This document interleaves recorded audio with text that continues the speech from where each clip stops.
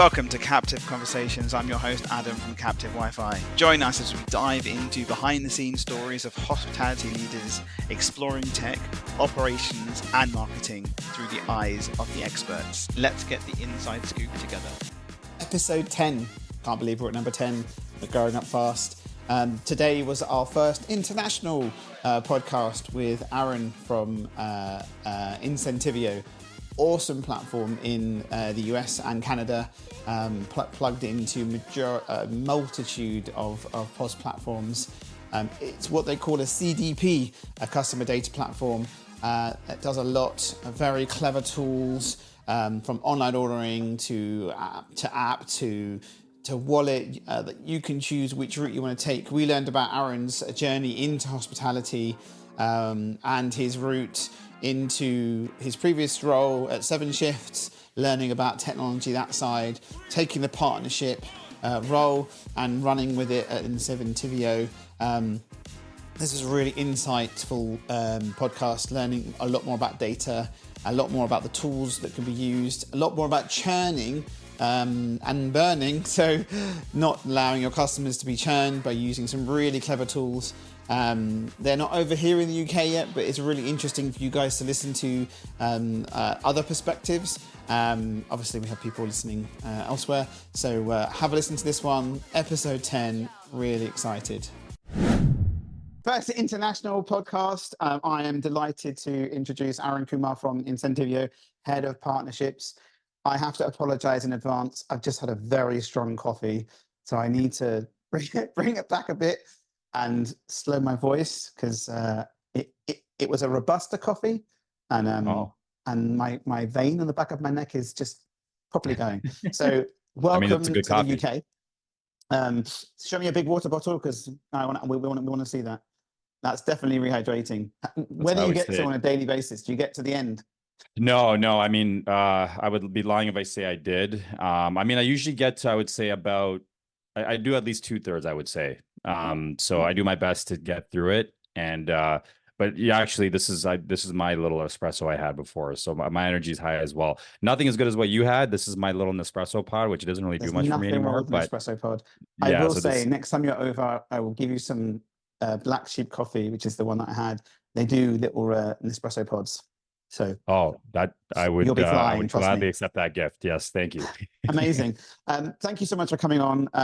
We had some technology challenges previously. You won't hear some of the stuff I'm pressing, so I'll give you advance warning on my little buttons here. And both of us being in tech, we still had challenges with this. So yes. One day there'll be an easier solution, I'm sure. Yeah. Yeah, I guess how many tech people does it take to screw in a light bulb? I think that was our challenge before this call. So, oh my God, terrific. Okay, so we normally do 2 questions from the last guest, and then at the end I'll ask you some questions for the next guest. And we've got some really cool people coming in soon. So, and it's really interesting on my side because we get to hear insights from you, because Canada and US has a very different style on how everything works. So it's really interesting for people here to listen to how it is. And then we can talk about you coming over here. Yes. It should be fun. So the first 2 questions, the first question from the last guest was, which is really funny. Would you rather speak every language in the world or speak to animals? Oh, that's a good one. You know, it's actually really funny because I have a dog, and he's very clingy, and I all the time wish I could speak to him. That being said, I do travel a lot, and I've always I'm actually trying to learn Spanish right now. It's not going very well, so don't test me on that. But I would say probably the languages, because I travel so much. I think I've learned that speaking the native language in any country you go to just makes it a way better experience. It's really hard sometimes to do broken English, you know, in certain countries, and traveling with friends to countries where they speak the language and they've been able to show me things that I would never normally find myself. I feel like if I could speak to animals, especially my own dog, I would never leave the house. We'd just be hanging out all the time. And I think most people look at me like I would be crazy because I'd be the only one that understands it. Everyone's like, what the hell is this guy doing? So as much as I would love to speak to animals, I think I would have to choose the languages because of my love of travel. Yeah, I like that. Well, to be fair, there are some really cool AI tools now that let you do it, I guess, right? That's true. I've seen actually, there's this one device I've seen people use. It's almost like a real time translator that you can hold. So Yep. you speak into it and then yeah. So but I honestly for me, I think I went this whole rabbit hole of like all of this stuff. And they say for the brain, as we all get older, learning another language is a really good thing because it opens up parts of your brain that usually get dormant as you get older. So that's for me part of the reason why. So, I Yeah. don't just I was a trying vegetable in a Italian. few years. Yeah. So I think that's part of it too. It's just a personal challenge to learn another language at this Yeah, stage. Spanish Yeah. is a good one, to be fair, because it's your gateway in as well, because there's lots of similarities between Spanish and also obviously Italian and others. So if you hit that, Yeah. um, I was using Duolingo for the Italian, and Yes. I drive into work, and I realized you have to touching the phone, so it's not a really good idea to start using While other. driving. Yeah. Yeah. I mean, there's so many apps now. I get a ton of ads for this stuff just because I'm on Duolingo, and then there's Babbel, and there's a bunch of other ones. And there's even ones where you can actually pair up with someone, whatever language you want to learn, they pair you up with someone, wherever it is. Oh, So they're cool. trying to learn English and you're trying to learn their language. So it's really good because what I've learned ultimately that it has to be conversational. Yes. Otherwise, you're just kind of, repeating stuff and so anyways, just yeah. But to your point, Spanish I find is a lot of the countries I go to, are very much Spanish speaking. Go to South Mm. America, I go to the Caribbean a lot, or even in Europe. So, but to your point, it's a gateway. And I mean, I know a little bit of French. We learn French here in Oh Canada. I mean, yeah. yeah. So I mean, actually, I grew up in the UK, but I did when I Where? came to Canada, I was in London. So I was in South London for a Oh bit. yeah. Yes, that's why I'm a Chelsea guy. Um, but yeah, so I was in London for a couple of years. My mom was doing medical school there, so I was in the UK. I So I traveled remember you around quite a saying. bit. Yeah, I traveled around quite a bit, but when I came to Canada, French is mandatory up till like a certain point, I think grade 10. So I took it, but I actually regret not continuously taking it because I always wish I knew a few other languages, but I understand a little bit, but you don't really need it here. I mean, if you go to Quebec, maybe, but otherwise you don't need any French to get by. Yeah. Not in Toronto. Way too No. different. Nah. Yeah. Yeah. I was speaking to an IT guy that helped me out in Toronto, and he's like, "Yeah, I'm going to be in the core next week." I was like, "What's the core?" Like, the core. You know what the core is? I was like, "What's the core?" And it's like the center, right? Yeah. Yeah. It's That's very like interesting. Yeah, like the heart of the city is very much, and we have this whole underground pathway. I mean, that's where Chozomate is. I mean, I've been there. It's a great spot, and yeah, I mean, it's changed a lot, obviously post COVID, right? Like it used to be that. I mean, it's starting to get back there now, but there was a point where it was just insanely busy, and there was a lot of, I mean, there's still a lot of great restaurants and everything down there, but changed a lot since COVID because Really? so many people have moved out of the city, Yeah. commute back in now, but more companies are getting mandates to come back to the city now, which is good because we need it. But there was a Yeah, the time where it work was from a home ghost thing town. is interesting, right? There's some companies are like, I think they're mandating now X amount of time in the office, right? Yeah, yeah, which makes it tough because the one thing about Toronto, it's a very big city, right? It's a very dense city, but our public transportation here is awful.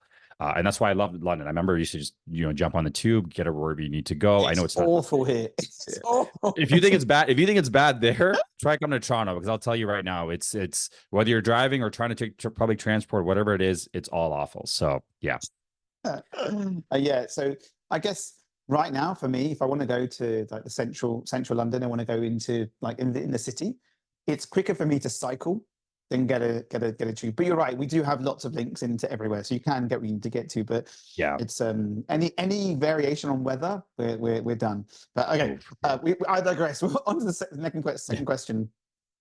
And this is more like, I think, more work driven or career driven. If you could go back and start all over again in your career, what was the one thing you would change? Wow, Mm. that is a good question. You know what? Actually, I would say I would have I would have relocated and worked maybe, in Europe for a bit or down in the States, or I know remote work wasn't a thing obviously back then, but I think the ability to go just work somewhere else, live Mm. somewhere else and work somewhere else. Because I'm so used to traveling and my whole life I've moved around so many different countries. So, I mean, not to say Toronto isn't great, and it is, but I think maybe moving somewhere and doing something you know, a career where I could have, they would have relocated me or like sponsored my visa or something. I think that would have been something cool. So yeah, I think that, and then it's funny because I try and mentor a lot of younger folks in the industry or just people that I know. And I tell them, listen, if you have any opportunity to travel with the job that you do or to relocate, do it at an age where you can, because as you get older, it gets much tougher if you decide to start a family or whatever it is. But the ability to see the world and, you know, have work cover that or whatever, I think is the biggest blessing, because, you know, there's so much to go see and you can make, you know, It's many new connections. It just crazy. opens up your mind to so much stuff. So yeah, I Yeah, would say that would be my thing. I totally agree with you. I wish I wish I was I wish I went traveling for a year. Like I wish I had the opportunity to just Yeah. disappear for a year and do it like back then. Um, but yeah, it's definitely a good point. Okay, so we do a couple of questions, and we do a couple of questions afterwards. The first question we have is best hospitality experience.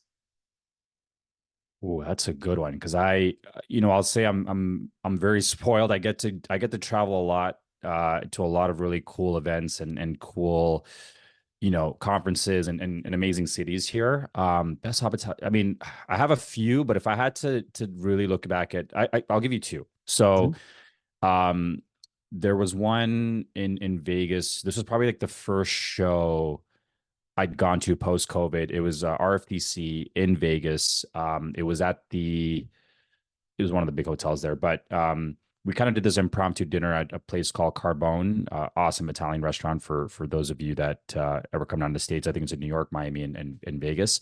And it was kind of an impromptu thing. So it was a mix of folks that I was working with and some of the partners that we had. And it's a place that's really hard to get a reservation, but we just happened to just say, hey, and they're like, yeah, we can accommodate you. And you know, the Italian food there is unbelievable. So we just said, hey, just kind of like take care of us. The service was great. They were playing a lot of old school hip hop. That's kind of my vibe. And we honestly just sat there, drank wine, and talked for like 4 hours until the place shut down. Yeah, And you know, the crew of us that went, to this day, we still talk about that experience because it was just very organic, and you know, we all became really close friends out of it. And to me, I'd always look back at that. So it's nothing like too crazy, but just it was more. You know, I'm a strong believer of that. The people that you're with socially define the experience, right? Like yeah. I've done things on my own, but I always say the best memories I have are with other people and the relationship I've made out of it. So that for sure is one. The second one is so the NRA, which is the Nashville Restaurant Association here, they host a couple of events throughout the year. Obviously, they have the big one in Chicago, but they host these two golf-related events. So one is at Pinehurst, which is a Mhm. PGA course. So I was fortunate to get an invite to go there one year, and I'm starting to get into golf now. And so two things: one, the How's your golf there was swing? unbelievable. It's getting better. It's getting better. It's much better than what it was. I wish I could play the level I'm at now at Pinehurst, but Pinehurst is like an unbelievably, like, it's a very historic golf course. So it was literally just 4 days of golf with a ton of networking, and you know, a lot of people there were like the cream of the crop of the industry. It was really really cool. So I would say um that was a really really fun experience as well, because it was a good mix of like some amazing golf, and again, I would never have the ability to golf at a place like that just normally. But to also mix that with work and the people that I met there that I still stay in touch with today. So I'd say those are the two highlights. I mean, I could give you a ton more, probably talk hours about the cool stuff, but I would say if I look back and you know people ask me, I would say those are the two that stick out in my mind. I think that the first one is also probably because you had the flexibility to be there for as long as you needed, and you continue to utilize. And I'm sure that they were very much in communication with you as well, right? So you know, making you feel comfortable and wanting Yeah, and absolutely. welcome. So Yeah, I mean the service at, you know, I mean Vegas in general, you know, yeah, the whole it's thing is yeah, every restaurant is just like, you know, kind of like, not, I want to say over the top, but like, you know, the decor is great and the service is like, they put a lot of emphasis on service. So, and especially at Carbone, they have you know, their staff there is very knowledgeable on the wine and the food, and they're checking on you constantly, and it's like it's a, you know, you feel very well treated. So I think a mix of all of that made it like, yeah, it's something I'll never forget. I spoke to someone here the other day, and we were talking about people people in hospitality are in hospitality for the career, not just for hospitality. There's a big shift change that's happened obviously after COVID, right? So different type of workers, more Gen Z, and different venues. And some of the people I've been speaking to, like Scott Turner, who I will introduce you to actually, he went to Australia for a month, for about 3 weeks, and he said it was mental. From coffee shop to hot dog stand to whatever, everyone was in there to be in hospitality for a career. Here, certain venues, obviously high end, yes, or the destination spaces, but not all. And I think in the US it's a bit similar as well. You have some that are venues where high end, you're always going to have the good training, right? But I find that some venues that where you really have a good experience when they want to be there and they're excited about the venue, right, and the training and so on. So that's a good. I think that's a really important piece. Next one, because you're in tech, but no self noms. Best hospitality tech. Oh, that's a good one.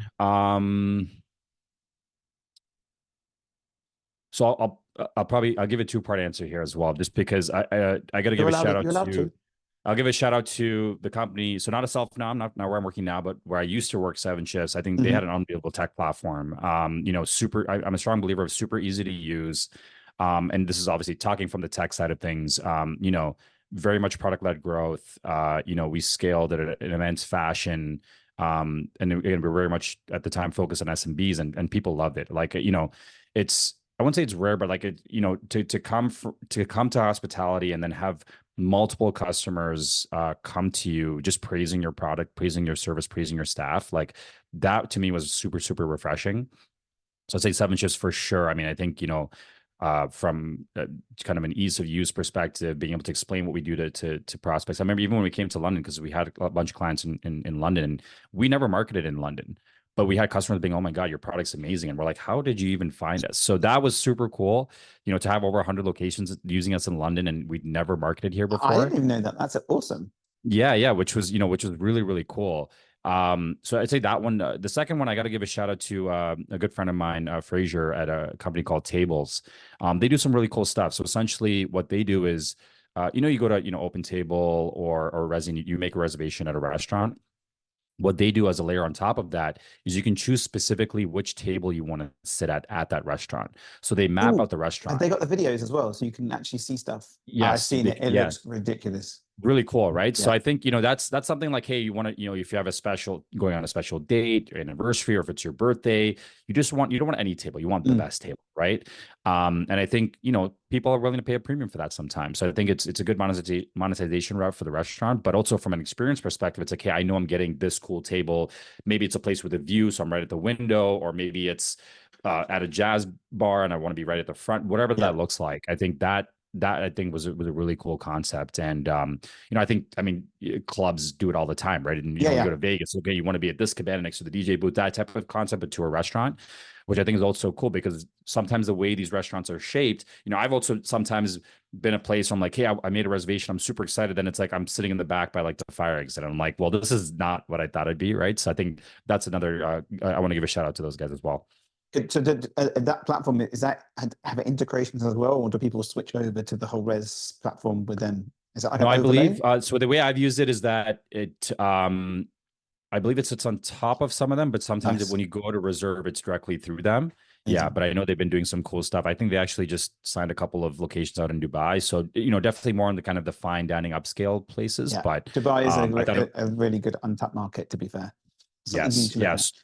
Yeah, it's interesting. We've been getting reached out. I remember at 7 we got reached out a ton, and we were working on a bunch of stuff. But I think, Dubai is, there's so much, the hospitality scene there is insane. That's crazy. I look at that as like Vegas times 10 almost, right? So, I think that, to your point, very untapped market. It's very interesting because we've got a lot of clients over there now for our side, and it's really interesting because we're talking to them about, are you using this to do automations and so on? They're like, no, we're not doing that. And some aren't even collecting data either, which is really interesting. And then 7 rooms over there is like 90%. 90% 7 rooms. It's crazy. They are like the only people who have res over there. Like and the POS platforms over there, there's a really mixed bag of good to like really bad. But again, it's interesting. But yeah, I mean, that platform is good. I actually will put it in the show notes because I saw it and I saw the website and it looked really, I think you may have told me about it, to be fair, previously. Maybe we chatted about it when I was in London. It's really cool. And actually you mentioned Dubai. So I used to live in Dubai before, right after I lived in London, and even to see like where that I mean, I lived there. This was back in like 2000, but like to see where That Dubai has change. come from there, it's, oh my God, it's crazy. It's, yeah. It's continuously going crazy. But I also like that everything's changing further out as well. Like, you know, Saudi's changing, everything's changing, like, and being a bit more open and a bit more available. Yeah. I think it's really nice to see what's going on. It's really interesting. And we got reached out by a brand in Dubai who have 5 restaurants in the UK, in London, in Mayfair.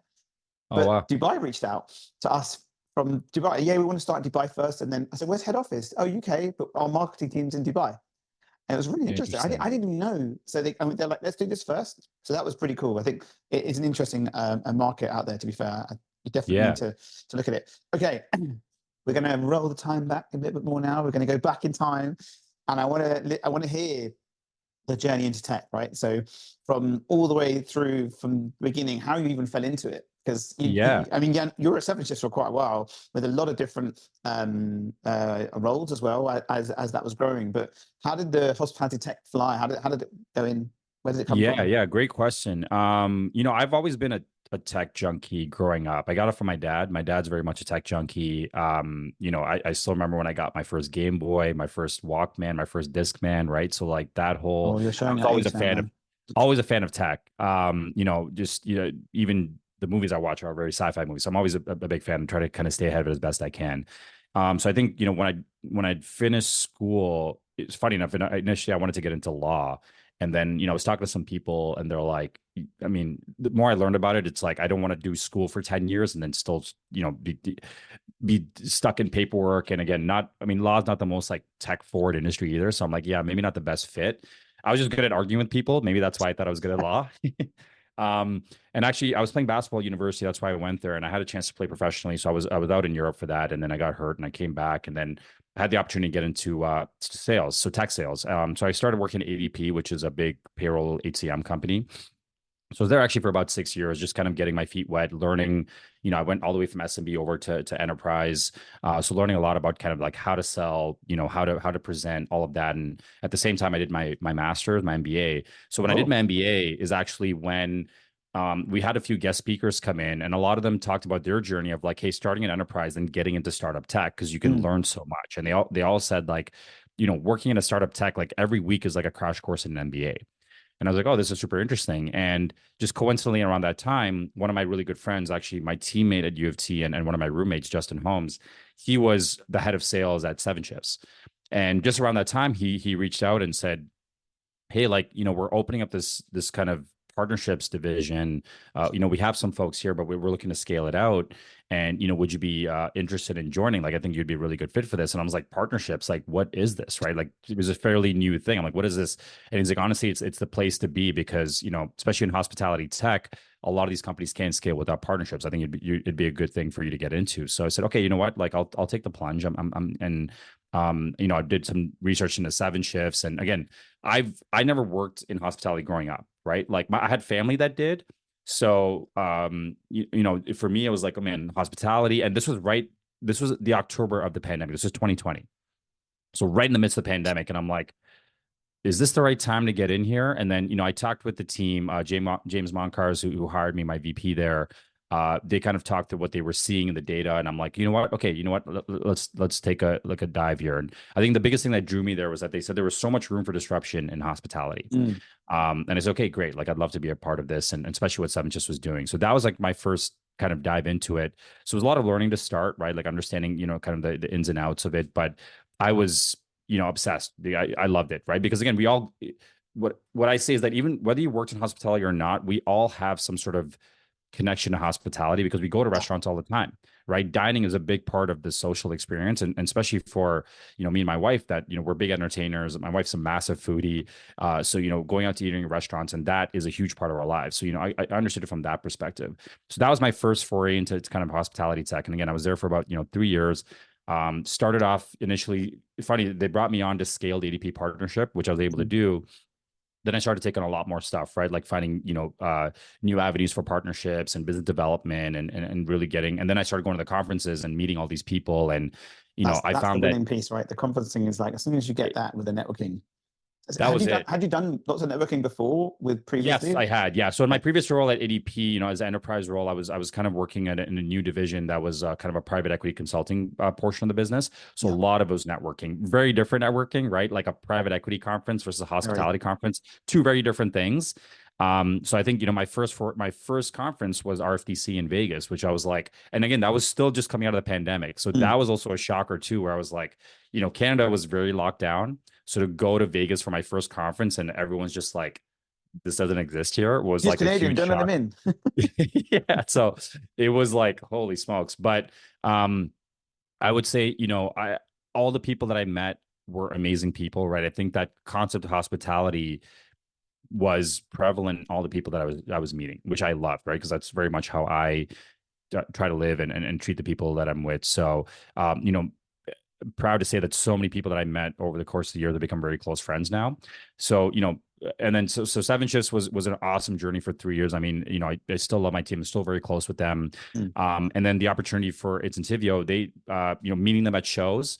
Michael Addison, who is their head of sales, our head of sales, he was like, hey, how are you liking things? I'm like, hey, things are great. He's like, would you be interested in an opportunity? I'm like, listen, I'm always happy to hear kind of what's going on. And then, Yeah. once I learned about what Incentivio was doing, especially around, the AI and ML stuff, which Mm. at the time was starting to get big, ChatGPT and all this. And I was like, hey, this is super interesting. And, I think Seven Chips was very much a back of house company, right? Like that Yeah. whole team management side. I'm like, listen, I'd love to understand the front of house side, the guest engagement side to kind of round out my experience about what I know about the industry.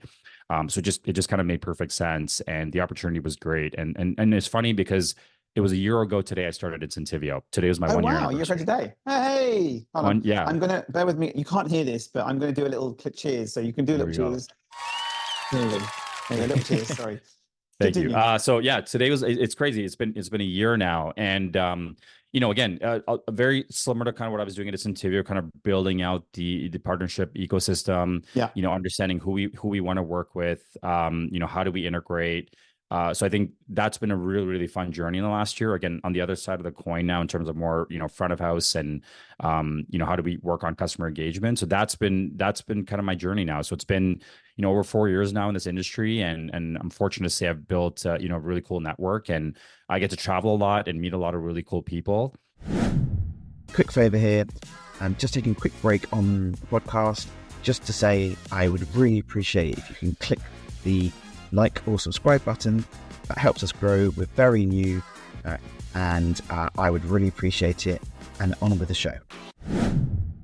So we also have someone in common. So we have Phil Lovell, who you know really well, Yes. who I know, and how we met as well. To be fair, so he's coming in as well. So we'll do a little. I might There get we you some go. specific questions to give to him, but Please, yeah, I'll shout give out you, to Phil. yes, shout out to Phil. I mean, Phil and I become really, really good friends, and actually, I'll just share a story about Phil. So Phil came out of NRA with with his girlfriend at the time, and then I helped with setting up his proposal. So he proposed to his girlfriend Yvonne, who is now his fiance. So congrats to them.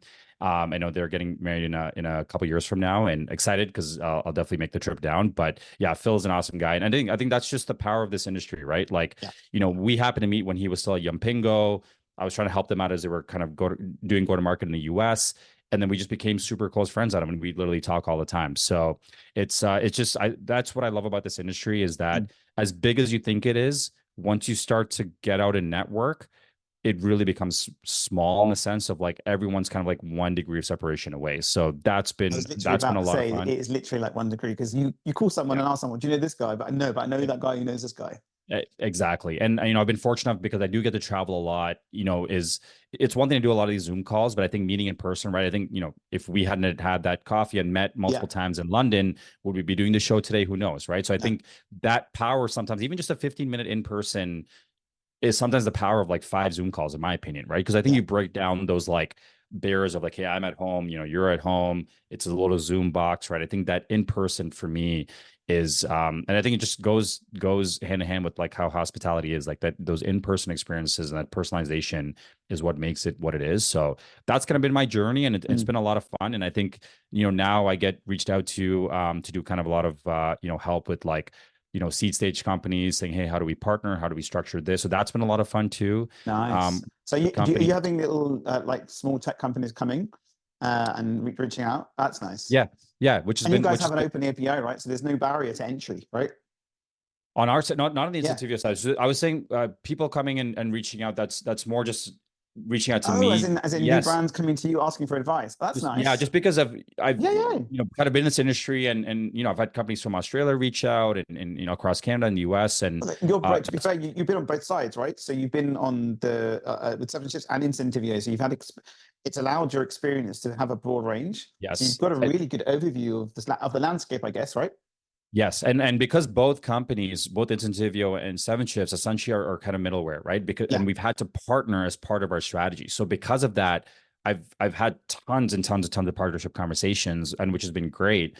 I think the one thing I always try to do on any conversation I have, regardless if the company is big or small, I always try to ask how I can help them.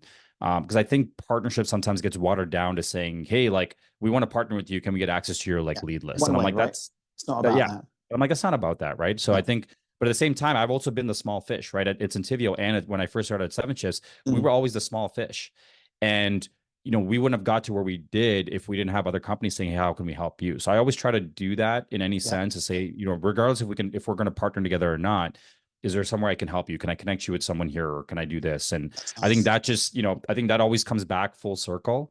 And I agree with you. I'm a big believer in those partnerships and cementing those relationships, because it might not ever be a conversation with a customer or a partner, and they're moaning about some challenge they're having, and there'll be someone else that can resolve that for them.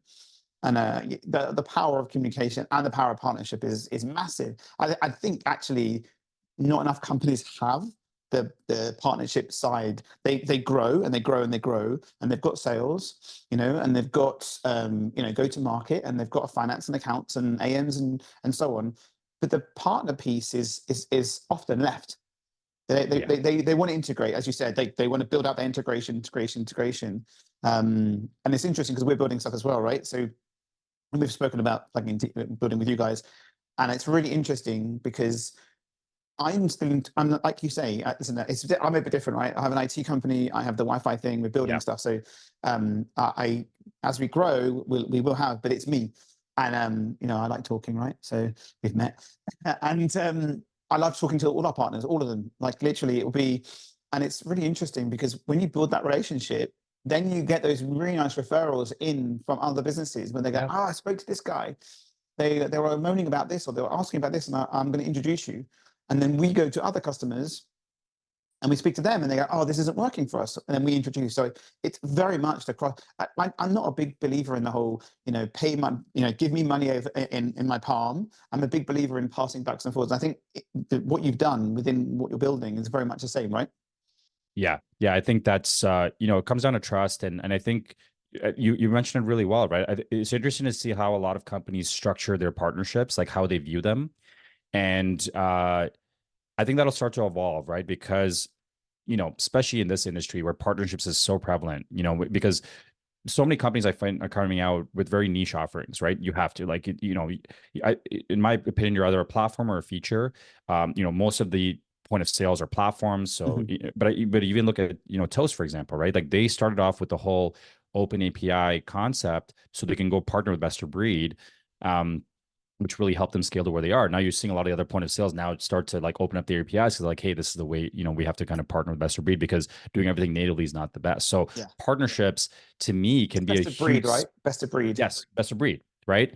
And I think, partnerships can be a huge spear for a lot of these things, right? You can test out pricing models. You can test out opening up in new markets, right? I mean, that's, working with Phil and some other folks, like we've gotten so much insight in the UK market that normally if I didn't know anybody, I'd have to go pay a consultant to go do it. So I think a lot of that stuff can be, partnerships can be a really good spear for that, as opposed to just being seen as like, hey, our top of generation funnel or hey, just do integrations. Like there's so much that can come from it. And it's interesting to see how companies have started to evolve the way they look at partnerships.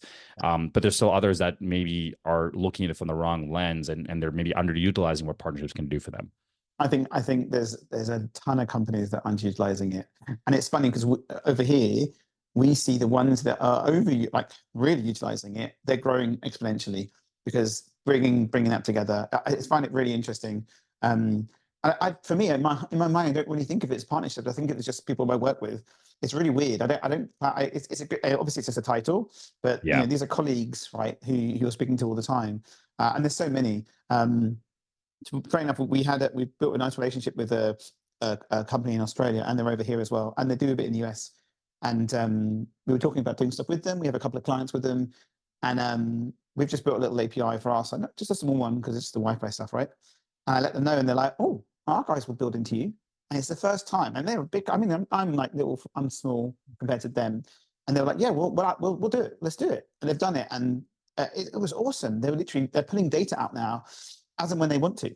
And I think that just like that put a smile on my face. But then it means if you're open, you're open. I think we've had challenges over here.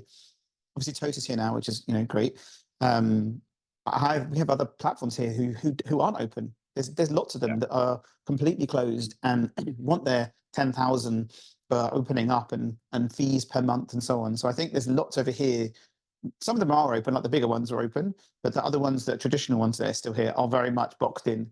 And I think they need to learn to open, as you said, because if you don't open up, it's not about the 100 site customer coming to you saying, "I want X." It's being able to, you need to do it. So yeah, I'm a big believer in that one. Okay, this is an interesting one. So we're going to touch on the platform now. So let's hit your knowledge on Incentivio. If you did a lot of knowledge. So do you want to give it? Let's do a little highline overview for people who are here to understand what the platform is, how it works, the crux of it, and then we can go a little bit deeper if you like. Absolutely. Yeah. So I'll start with kind of the story, like our why, like why do we do what we do? Our founders, we started the company in about, I think 2017, 2018. And, at the time, really like Starbucks and maybe McDonald's are the ones that had like the apps, right? Like they had the rewards points and all of that. And really the thought was like, hey, it's not fair that only they get to do this, right? Like why can't the coffee chain I go to every day down the street, why can't they market and build a community like Starbucks? But again, it's just, Starbucks had, millions of dollars and a team of hundreds of people. And so does McDonald's, right? Global stuff. And, we said we wanted to level the playing field. We wanted to give everybody that chance to build a community and, really capitalize on all this data from their own customers that they don't even have access to today. So that was kind of why we started Incentivio, is to really level that playing field.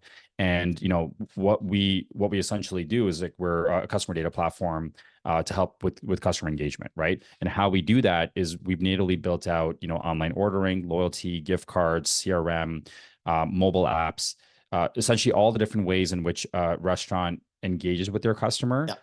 We built that natively, so then you can capture all those data points, as opposed to typically if you're ordering through Uber, Uber keeps that data. You just know that transaction that comes through, that's it, right? So you don't even know who that customer is. You they're can't completely anonymous data, right? Yeah, they become an Uber customer now, so they're just going to go back into Uber. So that's really the crux of what we do, and kind of how we differentiate in the market, because there obviously are a lot of loyalty platforms and online ordering, and there's a ton of that. And there's loads of old school ones out there too, right? There's just been there for years. So many. There's a ton, and also like now we're seeing point of sales also offer that natively, right? So I think our kind of key differentiators, one is that we built everything natively, so it's not like we've stitched things together or acquired things. Like our platform natively is built on all those different pieces, as kind of a huge data hub. The second piece is how we use AI and ML, which again, I sometimes hate saying AI and ML because everyone says it, but I need to say it here to kind of explain like what we do.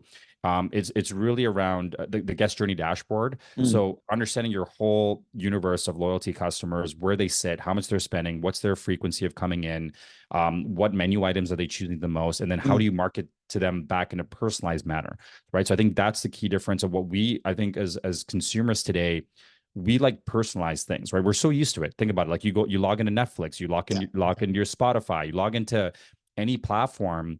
We're expecting to have stuff recommended to us, right? Like I don't want to go into Netflix and have a bunch of rom-coms. I don't watch rom-coms, but if I log into Netflix, it's a bunch of sci-fi movies. I'm okay, yeah, this makes sense. So that's really it, right? So Adam, if you're going into an app, it's an Incentivio hosted app, you're going to see a bunch of recommendations based on your preferences, right? So when you go in and pick an order, Now the suggestions on your upsells are going to be what you like, right? So like I'm a big chocolate chip Nice. cookie guy. Yeah. You're maybe an iced tea guy. That's going to be the recommendation that comes up. So that's what we're helping customers do is So on the order increase. platform, when you're going to order, it's going to use the previous history to build that really nice niche on there. Correct. So rather than just scrolling through everything, you go back and it basically is displaying your favorites, right? And then upselling the rest. That's Exactly. really Yeah. nice. So using, machine learning, Yeah. and then again, and then from a marketing standpoint, it's say, how do you get these folks? How do you keep them at a certain tier? How do you get them to move to a new tier of loyalty? Or the big piece is churn management, right? So what we see today is typically, first of all, restaurants don't even know kind of where customers sit in the journey, let alone when they're going to churn. Or where they And came then, from, to be fair, right? or where they came from. Yeah. And then what they'll do is they send out kind of a mass email to say, Yes. hey, you should come back or whatever. But that usually has about a 2% success rate, right? What we do is we try to catch them, what we call sliders, is before they churn, right? You want to catch some of that peak time where you can still get them back. Yeah. So we have about, 95% plus accuracy in terms of like getting them to like, Wow. yeah. So that identifying where they're at, we're pretty accurate with that piece. So timing it at the right time to then send out a message to say, hey, you haven't come back in a few weeks, and you could set those parameters, or we can you have a set it and forget it method where we can just do it for you. Where that message gets sent out to say, hey, you haven't come back in a couple of weeks. Here's a couple loyalty points, or here's a BOGO. However you want to do it, that's fine, to get them to come back. So now maybe it was 100 people I was going to churn. Maybe now it's only like 20, or maybe it's whatever it is, but that's a whole bunch of recouped revenue now that you're going to get in addition to all your other revenue sources. So that's where we're seeing the big ROI for our customers. And again, a lot of it can be just set and forget in the background. So you don't need a big, massive marketing team to run the platform, right? It can be, we sell triggers, right? If you can set the triggers up, then everyone's busy, right? This is the challenge in hospitality. No one has, you'll say this as well. No one has time. You go to if they're an enterprise, it's different, right? Because they're going to have a dedicated team. But the SMEs are always going to, even the bigger ones are still going to struggle, because someone to manage that's a lot. That's a lot of time to manage. And we speak to restaurants all the time, and the manager's like, I'm doing this, I'm doing staffing, I've got time. But if you have a CDP platform that you can set those automations, and you just said set and forget. I like that term. I've never heard. Well, I have heard of it, but never used it. I will use that again. But that's really nice, because you can just. And so, do you guys have like templates? So you go in and go, right, your QSR, this is our recommendation. And so on. Templates. I mean, we can. We set a lot of that stuff up during the onboarding side, and then some folks. We work with a lot of single locations, but I'd say like multi-locations is where it's a really good fit. Typically, when you have a multi-locations, you'll have like a person that's in ops or in marketing, and they'll go in and maybe customize some of that messaging, right? It's again, we have very easy ways to do that, and you can send it all through your socials. You can do it in app, you can do text, you can do email. All the different formats are there. So that ability to then go in and customize how you want to do it, that's completely up to you. And actually, even with the app and the online ordering, we fully white label it to the brand, right? So it looks and feels like their brand. Doesn't say give you anywhere there. And it's super slick. So I think just to touch in there, I think having just what you just said is, we're a big believer in the same. So when we build, it's not powered by X. It's not powered by Y. There's no logos of our stuff. And I think what you've done is the same. And it makes the customer feel that the brand owner feel that it's theirs, and they're more invested, right? I hate it when you have an app and it's just powered by, or you open the app up and it's got this logo in it, like all corporate-y, and then it goes to your brand. And I'm a massive believer in, the little people, even the bigger people, they haven't got the money to build the stuff. That's why they use your platform. But if you can show that they're added value, just having that on its own, having an app or a wallet or whatever it is, or the site fully branded with the customer, I think that's a game changer. I couldn't have said it better. I mean, it's not about us, it's about the brand. And I wish more people would be like that, honestly. I wish. And again, that just goes back to our ethos, right? Like, we want every customer to be able to build a cool community and brand around what they do. Because in my opinion, that is what loyalty programs are about, right? It's not just about giving discounts and points. Like, sure, that's like the byproduct of it, right? But ultimately, you create a cool community around what you do, and then as you start to scale out and have multiple locations, then you get these people that will go specifically to that place, right? I mean, you see with Starbucks all the time, people are like, okay, well, I have to find a Starbucks, so I have the app, right? So now we're starting to see with some of our other brands, which is awesome, because it's like, hey, I have these points, I want to accrue them, or hey, I want to build my loyalty, or like, hey, I know my order, this is my place, I need to go here. So I think that is what we've seen with a lot of our customers, and we're super proud of that, and we want to continue to build on it.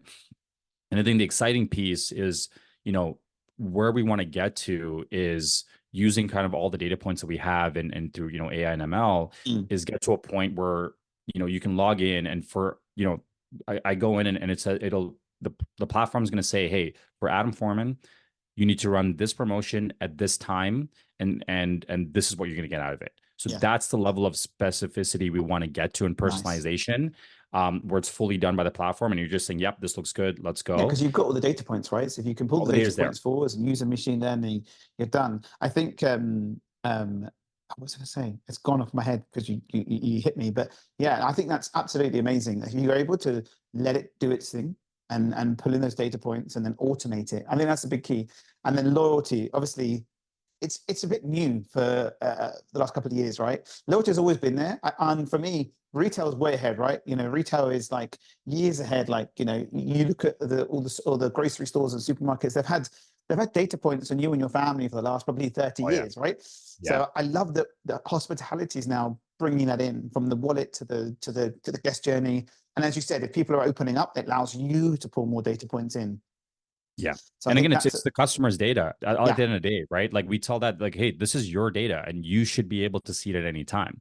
Because I think that's what a lot of operators don't, they lose out on is, again, 3PDs, there's Uber and DoorDash, obviously, they dominate the market here. And a lot of that data essentially goes back to them, right? So it's like you want that's, and again, that's so many people now order online. And you don't want to lose that, right? So it's like, how do you keep those customers? And then that's a big piece is how do you market back to them and create that repeat business? I think that's the thing too, like hospitality is becoming so competitive, right? There's so many different brands and, everyone's doing all these cool things. And it's like, you can get people to come once, but how do you get them as repeat customers? And then how do you get them to a certain stage where like, hey, they're coming a few times a week or they're starting to do catering orders through you? Like that is, I think, where we've been able to really get that repeat business and then increase business. And then it becomes word of mouth. Like, hey, I'm on this loyalty program. You should get it too because you get this. And that's how it works, right? That's that piece. I remember what I was going to say now. I was on I went to a panel ages ago and it was all about loyalty and so on. And one of the questions was there's loyalty and there's rewards and there's bribery. And it's not about bribing the customer as in, here, have a free coffee and then nothing, right? It's the surprise and delight that you can build within the scheme and the loyalty and the tiers. And I think there's a big forgetfulness over some brands who set up a platform like yours and don't, I mean, obviously you guys are on board them and guide them, but other platforms as well, where it's just bribery. It's just bribery, and you see, you go, oh, great, I've got this, and you're bribing someone to come back, but it's not about that. As you said, it's about building the community and it's about expanding it and then giving I think the surprise and delight is one of the best pieces because you don't always have to get a free this, free that, and so on, right? But I was talking to a friend of mine who went to a hotel.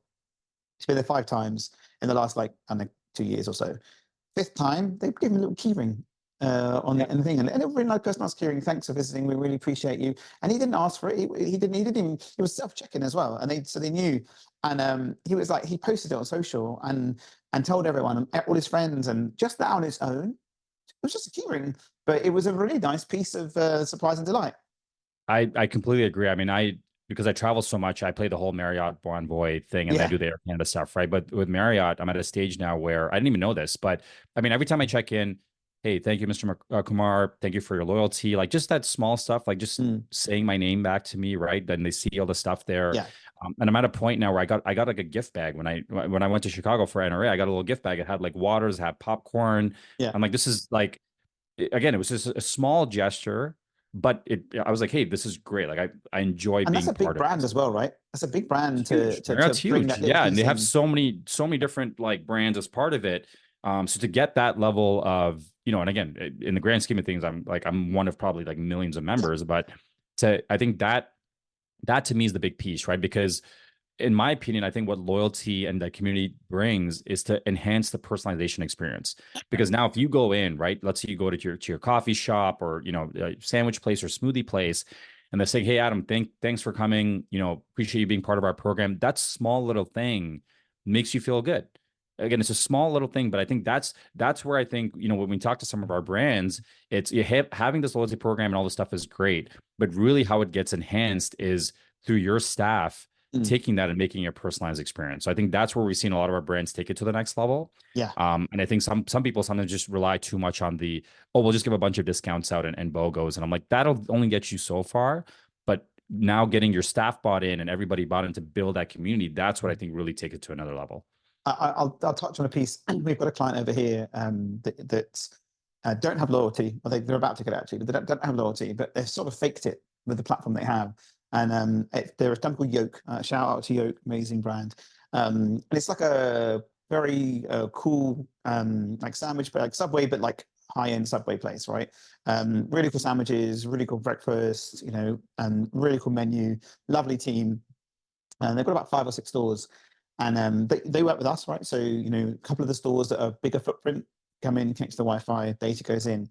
And they're kiosk based, right? So you can go to the till, but there's kiosks and there's not everyone always there. So the marketing director, Louise, she's awesome. Very clever brain. The journey they've built, which is really interesting to talk about, is on first visit, like Wi-Fi, for example. I think like 2 days later, they'll be like, "Hi, Adam, thanks for visiting. We hope you enjoyed it. Here's a bit more about us, but we've enrolled you into the Yoke Gold Club." I didn't ask for it. I didn't ask to be enrolled. You know, I've opted in, obviously. Yeah. And it's like, you know, we'd love to welcome you back. Have a coffee on us next time whenever you're around, right? So, and like the automation, they upload they haven't got a POS integration, but they upload the vouchers into the platform. I got it, and I was like, oh, let's try this out because I'm, you know, it's a client, and I'm up for a free coffee. So, and I know them anyway, so I wanted to test it out. Got the email, clicked the button converted, went to a website, showed me the code, typed it in, redeemed. It wasn't probably as simple as yours, where you can probably just press the button and do the whole thing, but it was redeemed. That then triggered the next message, which is about a week later. How was your coffee? How was it? And we, you know, and it was about the communication. So that didn't really feel like the bribery side. It was more over setting an automation in place for that welcome journey. And I've been talking to loads of people here. And a colleague of mine went to an event with some really big brands, and the marketing directors all in a big room. There's about 20 of them. And they said, who sends 1 email a month to everyone? All put their hands up. Yeah. And who sends a welcome message to anyone when they sign up to the website, when they sign up to your website? None. It just gets added and left. So I think one really interesting piece that we've recently found is that there are so many brands that it's an entry point, isn't it? You know, the website is an entry point, the Wi-Fi is an entry point, the ordering is all entry points, and it's about the welcome journey. If you have a new customer, literally on the phone to a customer just before you, and they've got this beautiful sort of old, it's like a swimming pool, but it's called a Lido. So it's really old, been restored. It's like all chrome on the outside. It's outdoor. Like people go there all throughout the year when it's freezing cold, when it's and so on. Yeah. And I was talking to her about, you know, they've obviously got members, and I was talking to her about, you know, welcoming people who haven't been before because they don't know about it, and it's got some history. So people love a bit of the story, right? A bit of storytelling always goes well. And she was like, "That's a really great idea. I'm gonna." So she's now actually gone off and started to build that welcome journey for just new people, other people who know about it, right? Who've come back, but that new, if someone comes to a brand and they hit that brand and they've never been before, and they sign into the Wi-Fi or they connect to the website or they do an order, lots of brands just leave it, right? It's just connected and you're added to the monthly database. So I think that's a big piece that people forget. And then you guys have loyalty, so you can, I think you can probably touch on that as well. Yeah, I want to touch, you talk about the story. I think that's so important, right? Like, it's one thing to have a great coffee or a great menu items that people come back for, but I think a lot of times, I know there's some places I go to, like just locally here, that sometimes they're just hole in the walls, but like the story, because I've talked to the owners there, I've talked to the staff, and they told me the story of like who they are and how they've been there. And I'm like, oh my God, this is great. Like, I want to be a part of this. Right. And big shout out to Sean Walchef. I mean, he's big on this, right? Like, everyone should be a storyteller, and, you know, storytelling, I'm a strong believer on that too. Like, even when I talk about Incentivio or even talk about my own life, I think it's, you can take anything, but if you tell it the right way in a form of a story, you can make that super memorable. And I think, you know, it's funny, just to go back to, we talk about like tech. I think I talk to so many companies that have amazing tech, but they don't know how to tell their story. And they lose that, right? They lose the real, like, of what they do. But I also know companies that have okay tech, but they're unbelievable at telling a story. And it's like, whoa, you're like, okay, I want to be a part of this. So I think Yeah. brands could also do the same thing where, you know, I tell a lot of brands, you know, that I talk to, it's like, hey, don't just rely on the loyalty program. Like this is a chance to enhance your story. So whether you're a family-owned business or, you know, maybe you're doing something new in the market with regards to the type of food that you're selling or whatever that is, you know, use the loyalty in the community to enhance your story. Because at the end of the day, people get connected to stories, Yeah. right? Like that's why, you know, that's how you It's make all about the friendships and connection. relationships. Like that's how we got connected, right? Yeah. I heard your story. I'm like, hey, Adam, this guy's awesome. You know, full connect to this. And then, you know, you heard my story. I'm like, hey, this is great. I mean, that's one of the first questions you asked me, like, hey, what's your story? Yeah. So I think that's even when I do my podcast, you know, with any of the brands I do it, but I always like to say, hey, what's your story? Like, how did you get to, like, what made you want to get into restaurants and what Yeah. made you build to where it is today? Right. And I find sometimes it's the most, it's fascinating to me, right? And I think Do that you makes me, find that they don't want to, they're so humble. Lots of people are really humble. Yeah. I mean, talk about restaurants wise specifically, because you're probably speaking to them too, as well as partners and stuff, but they're so humble. They don't want, some of them have got an amazing, crazy story and how it all created, and they don't want to talk about it because they're so humble. 100%. So hopefully what you're doing, and we're going to be getting some clients on too. I've got a couple lined up. I can't wait to delve into the background of it. Well, it's unbelievable. And it's so funny because a lot of them will preface the story by saying, this is nothing great, but, and they go into the story and I'm like, this could be a movie. This is like, this is so cool. So I think, yeah, to your point, I think they downplay it a lot. But you know, I think that to me is the fascinating part of all of this is understanding the why, right? Like behind, you know, why did this company become what it is? I mean, I think I always look back at, you know, McDonald's, right? And there's a movie called The Founder, that kind of talks about, you know, how McDonald's got to where it is. And I had no idea. And that whole story was fascinating, right? I mean, I definitely feel bad for the McDonald's family after what happened, but like that whole story was interesting. And a lot of people don't know that. So I think that, you know, with a lot of different brands, there's always something unique, right? And I think people downplay it too much by saying, oh, I'm just like everybody else, or this is not interesting. But no, it truly is. And I think that for everybody that goes to that stake, for, you know, whether you're just your individual story or you're talking about, you know, a seed stage startup trying to make their way in the world, or a restaurant brand trying to scale. I think the story piece is so important, and how you articulate that can be the difference between. Well, so you know, listen, the reason why I'm doing this is because of Sean, and another reason, what the hell is you're doing your with Sean. So you know, that segues me on to so if you are around on Wednesdays and Fridays, because I like posting this one, UK time it's 6 p.m, which is a bit of a tricky one, but EST, I think it's 1 p.m. On LinkedIn Live, Digital Hospitality, Cali Barbecue Media. Please do join if you get the opportunity. There's some awesome people within the group, like Aaron here as well. And yeah, so I mean, I've been doing silly videos, okay, so they're not silly. You know, I'm from the UK, right? So we're a little bit more reserved. I'm a bit more open. But it's been a bit of an interesting struggle to get my camera out and talk to my freaking camera. And some people here easily do it, and it's been a struggle. But that group have been so supportive and pushing people to do it and pushing people to do the story. And I love the story, the Sean story specifically. Like, you know, the media isn't going to come to you. You know, you're expecting the media to come to you, expecting the world to come to you, but you have a power of a smartphone in your pocket. And if you can just take that out and do some recordings, and like my local Italian chef and operator, I literally have been harping on him for ages. And now he's so funny. Italian guy, big guy, chef, very British. And he does lasagna, done, like that. And I love it. He's not getting a huge amount of views, whatever. And I said to him, you need to do some lives in the kitchen. He goes, no, they'll see me killing people. But I'm working on him, but he's doing it, which is cool. So I think the whole thing of just everyone has a smartphone in their pocket. You don't need a super fast camera. You don't need anything powerful. You can just start with your phone and post it. No big editing. And listen, CapCut's amazing. I love it. But I think Sean and his team and the guys from that side is amazing. You guys, and also the community has been amazing. So yeah, I can't agree more. I mean, even just going to NRA. And honestly, when I started this podcast, I would definitely say, like, I was, you know, at first I'd never done it before. I was kind of overthinking it. I'm like, oh, what do I say? What do I do? I had a whole script going. And then, you know what? I was just like, I have a ton of great conversations with people in hospitality.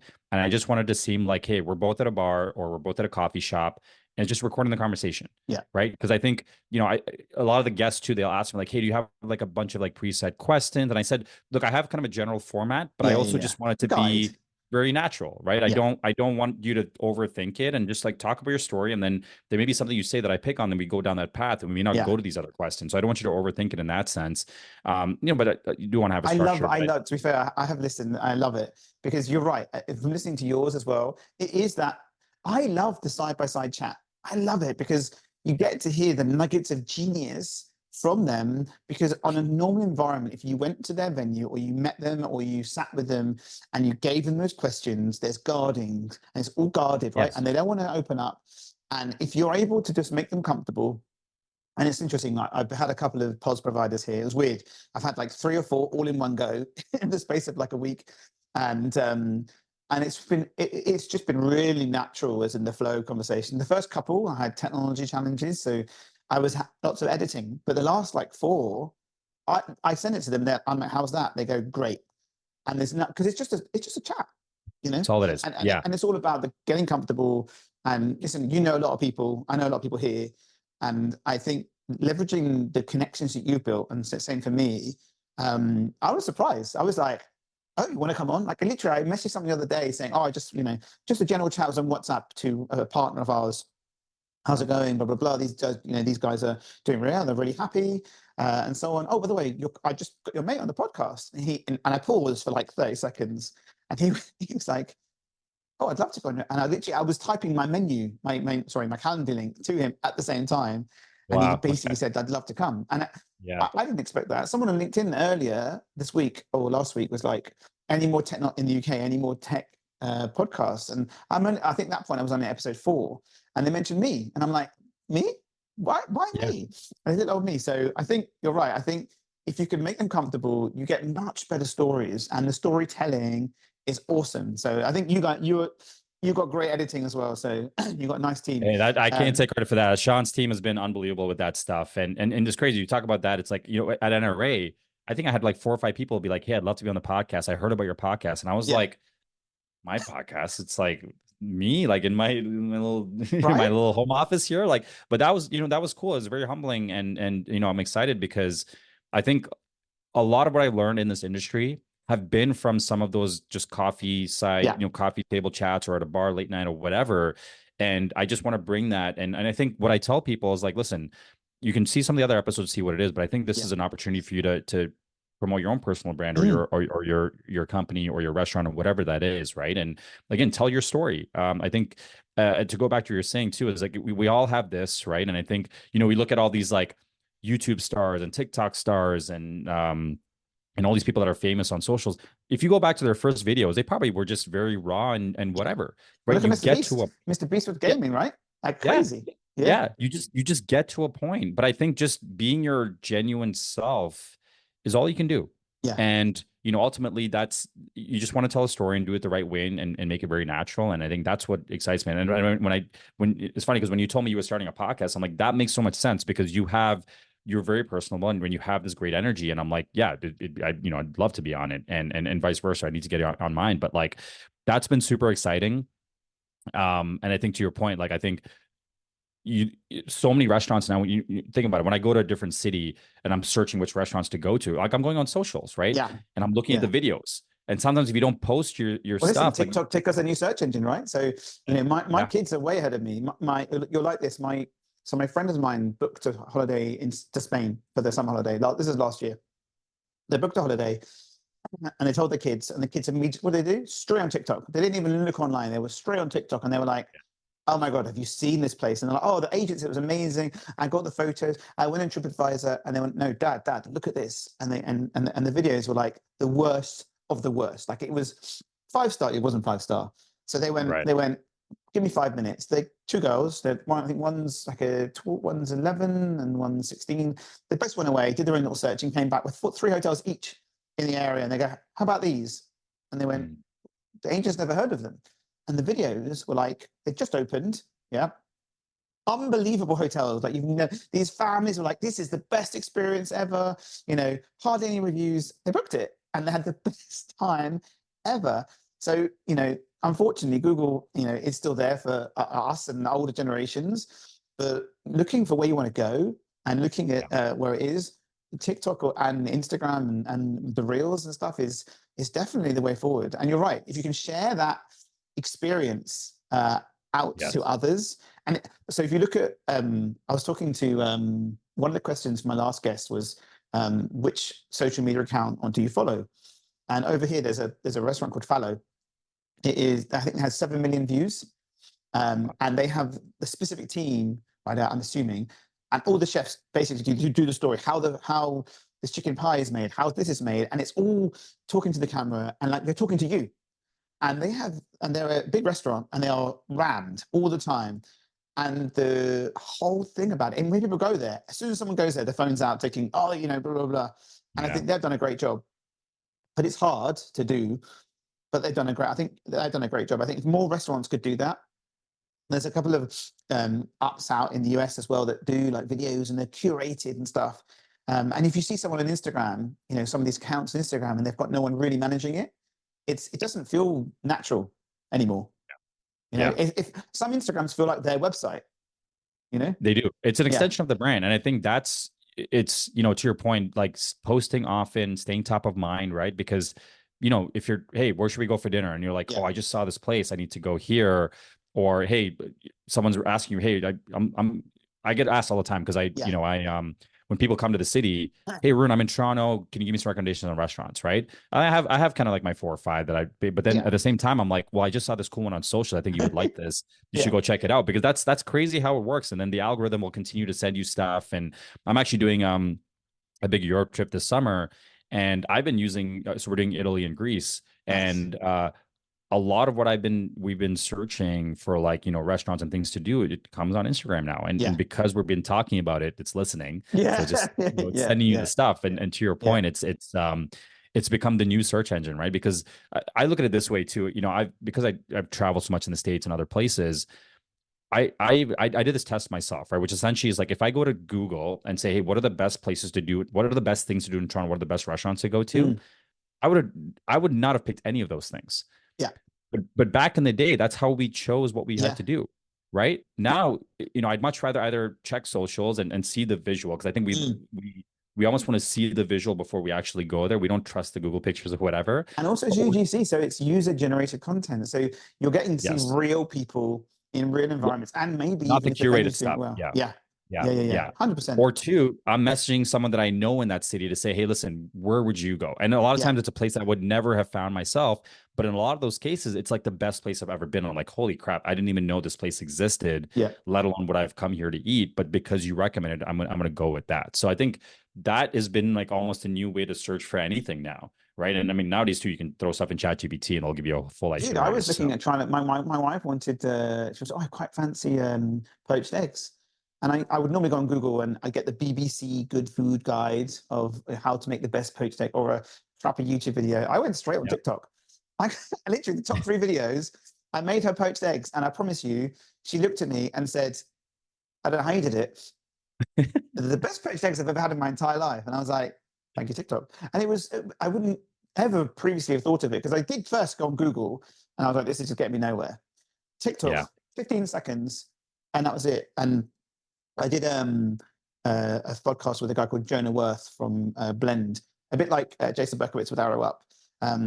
He's building a really cool short form video content training for deskless workers, so for hospitality, because the mentality and time zone and capture you have is so little now. And if you can train people using your phone and that video, it's so clever. Such, and that's just part of like some new tech stuff that people doing. I love that this industry is helping enhance. And also, I think in CA, the government's still doing the grant, right? Because they were the digital transformation grant. Because I know they were doing it in a few of the like we got a guy that's doing some work for us in Peterborough. And that the local government there was... Yeah, they have it. I know they have some stuff in the US, but I know in Canada they have a bunch of that, the transformation grants. But I think it differs by province as well. So yeah. It's so interesting because it's nice that they can allow the businesses to access that, to do some transformation. Because, and I mean, obviously we know about internet in Canada. It's a bit like central London, and you've got such vast spaces. I think you've got three cell phone providers out there.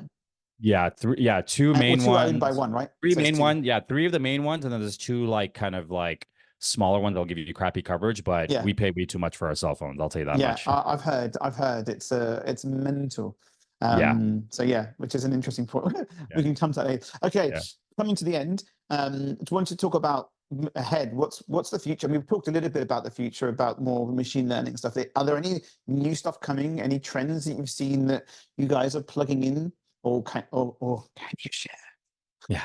I'll do my best to share. I mean, I think I talked about kind of that whole the model that we want to build is taking all the menu data, all the customer data, and then having the dashboard that says, hey, listen, like we've come up with all these promotions and here's what we think the ROI is. Yeah. Do you want to send them out? Right. So I think that's really what we want to go. But if I take kind of a step back and more for like a kind of a macro look at it, we almost want to change the way that loyalty is looked at, right? Like I think a lot of loyalty programs, are starting to become a little bit cookie cutter, right? It's the same thing in different brands. So how do we change that, right? Like how can we, talking like really crazy stuff, and not to say we're building this, but like just, for example, like so many people wear Apple Watches now, right? People are very concerned about their health and all of that. So how do you now, if I'm a healthy person, how do I tie that to maybe some healthy restaurants I want to go to, right? So it's like, hey, if you go get this smoothie, that contributes to your health now. So it's like tying that world of like your personal life and all of that to all the hospitality restaurants you're going. So I think like really making a whole interconnected world of like how you live, that could potentially be a thing. I mean, I think real personalization to like an Just to even jump deeper in there for a level. quick question. Yeah. Do you think it should be changed from loyalty to community? So rather than a loyalty program, I think so. because it's a good term that you've been using throughout this conversation. You haven't really said loyalty a huge amount, but you've been talking about community. I think maybe there needs to be a shift change to call it a community. Because if you are building, because it's ingrained, right? If you can build the community, like a community program, rather than loyalty, I think maybe that's where it needs to go.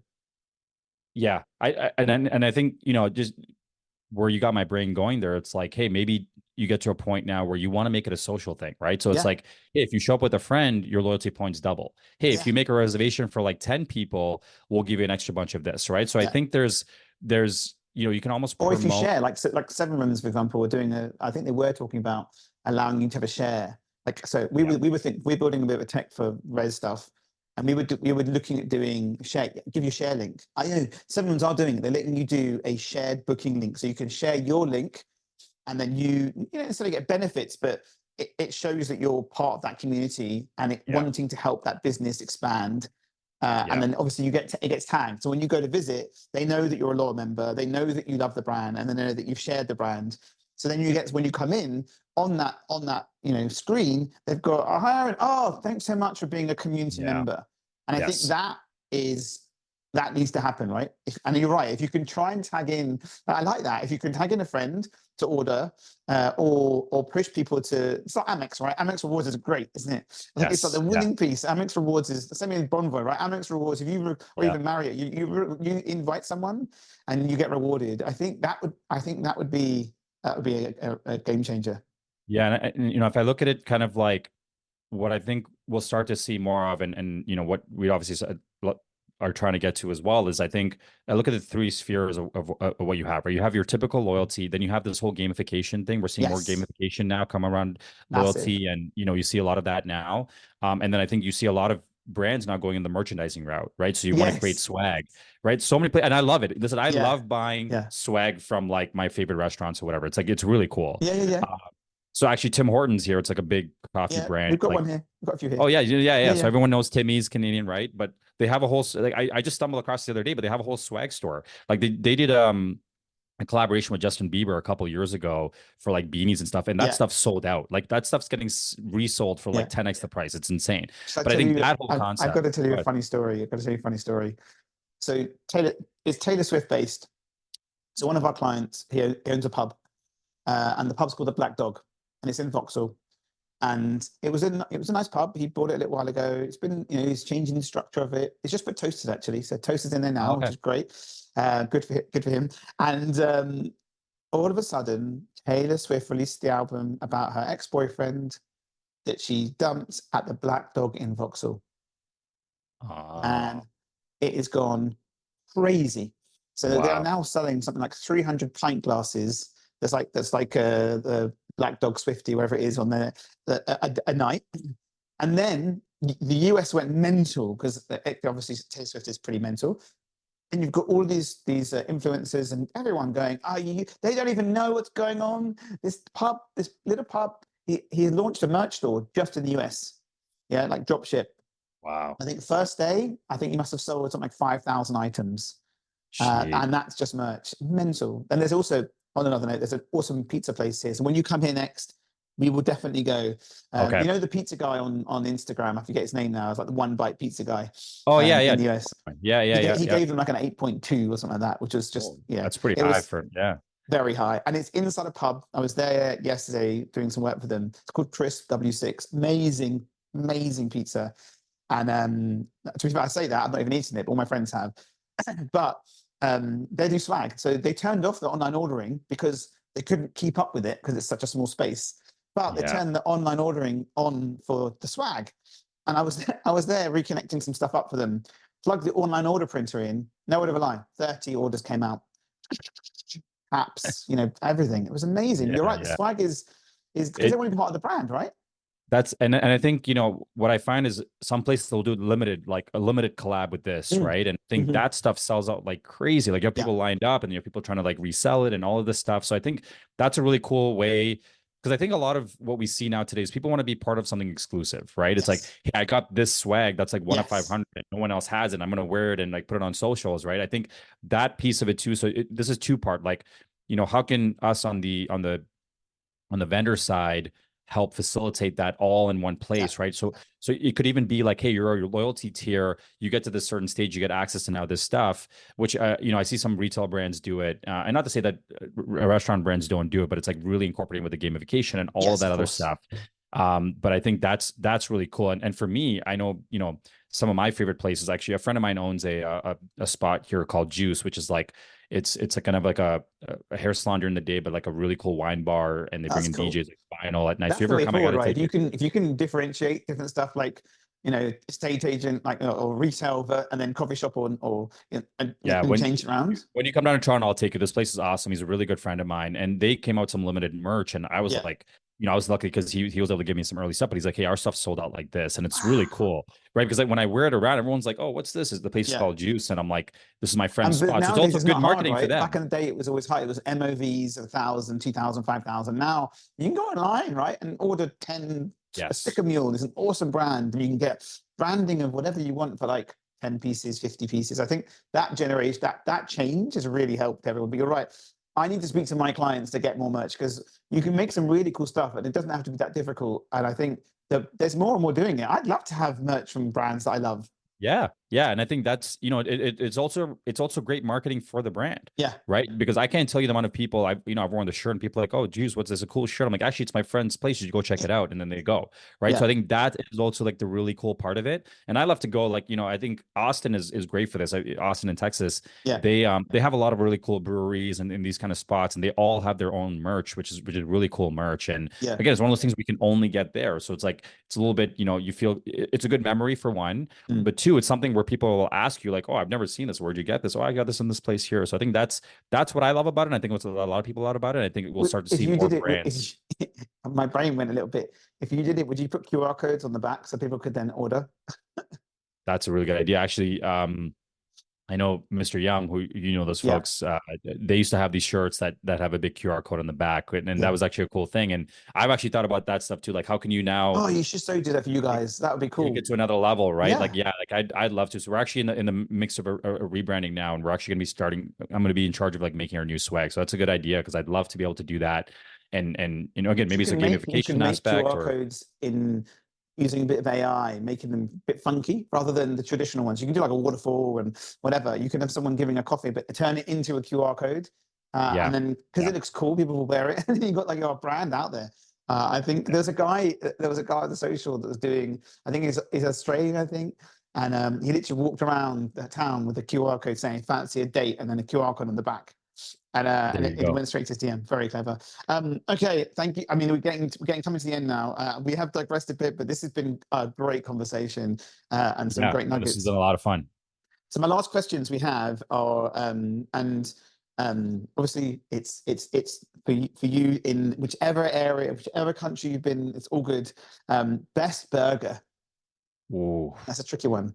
Yeah, I'm a big burger guy. So I'm gonna do what I always do and give you two. Yeah. So look, I gotta shout out I got a good friend that owns a spot here called Burger Drops. Yeah. They do. I'm a big smash burger guy. They do Love. unbelievable smash burgers. When Phil comes, ask him because I brought him and he absolutely loved it. I also got to shout another place here called Burgers and Fries Forever. I actually had they're a customer of ours, and I had their founder on our podcast. So big shout out to them as well. They're downtown Toronto. And there's another place, and I got to shout out Alistair Levine. I don't know if you know him. He's the founder of Kitchen Sink over in the US. Really good friend of mine as well. But there's a place in New York City called Minetta's Tavern. Okay. And actually their burger got ranked one of like the top 10 burgers in all of the US. Oh wow. Minetta's Tavern. It's called, I think, the Black Label Burger, the Blue Label Burger. Okay. Unbelievable. I will Yeah, add like it not into a the show notes. smash burger. It's like a very classic burger. Yeah. But this place was Last time unbelievable. I went to the US, I had about 3 or 4. I was in New York and had about 3 or 4 different burgers, and I must have gone to the wrong places, man, because it was about 4 years ago, ish, and I don't know where I went, but I was recommended, and it was a chunky one. I was. Yeah, I didn't get smashed. I think there weren't any really smash burgers back then, to be honest with you. So now, I mean, Toronto's a huge. I mean, there's probably like 15 smash burger, really good smash burger places here in Toronto. Yeah, it's unbelievable. I mean, I love it. That's kind of like my comfort food when me I'm too. lazy. I'm And the same as you. Yeah. Best Phil's a big restaurant. burger guy too. So Yeah. best restaurant. Oh man, this is You can do a couple if you want. That's fine. I mean, I'll keep it local to Toronto just so I can, Yeah. get some people to So let me best restaurant in Toronto. What comes to mind for me right now is there's actually a place called Mimi's Chinese. It's more like gourmet Chinese. It's really, really tough to get a recommendation, but if you ever go, they have a tasting menu which is unbelievable. They have this thing called a 10-foot noodle. It's again, we have a lot of good Chinese food here. I'm a big Chinese food fan, but this place was like unbelievable. So like very gourmet Chinese. That place was awesome. So yeah, I'd give probably Mimi Chinese my shout out for today. And the last one for the best hotel, because you've been in a few. Ooh, is it going to be a Marriott? This is a good one. You know what? Actually, this is an easy one for me. In Sao Paulo, there's the Rosewood Hotel. Yeah, which great brand. There's a Rosewood in London. Yeah. The Rosewood in Sao Paulo is probably the coolest hotels I've ever seen in my entire life. This place was like unbelievable. Like it just very, I don't know how to describe it, but just very like in the foyer kind of lobby area. It was also like a bookstore with all these like very expensive like coffee books that they were selling. And then you go in and they have like a little speakeasy bar where they have live music, really good cocktails. And it's really cool because what they do is they have all these little instruments on the wall, and they encourage you to pick it up and play with them. So I'm sitting there and I'm playing the drums while the guy's doing the thing, and I don't know what the hell I'm doing, but we had just going back and forth. It was a lot of fun. So I think that was just a really, really cool experience. So I would say that was definitely I'd love to go back there at some point, but that was a really cool hotel. Awesome. Amazing. So we have come to the end. There is 2 more questions for you to ask, but I'm going to do, you won't hear it because for some reason this doesn't let you hear it, but I'm going to give you a round of applause. Let's start it. So round of applause, Arun Kumar from Incentivio. There you go. Stop now. 2 questions for our next guest. Could be anyone from marketing to operations to tech. 2 questions. Okay. I'll stick with the animal theme for the first one. So if you could choose to be any animal, what would you be? Okay. That's my first. And then my second would be, what would your last meal be, right? So you're, about to hit the electric chair, whatever it is, and you have to choose one last meal. Yeah. It could be a variation of things, but what would that one last meal be? Smash burger. Smash burger. Yeah, I know it's smash burger. Yeah. Amazing. All right, Aaron, thank you so much. I really appreciate it. Thank you. Another round of applause that you can't hear, but I really appreciate you coming on.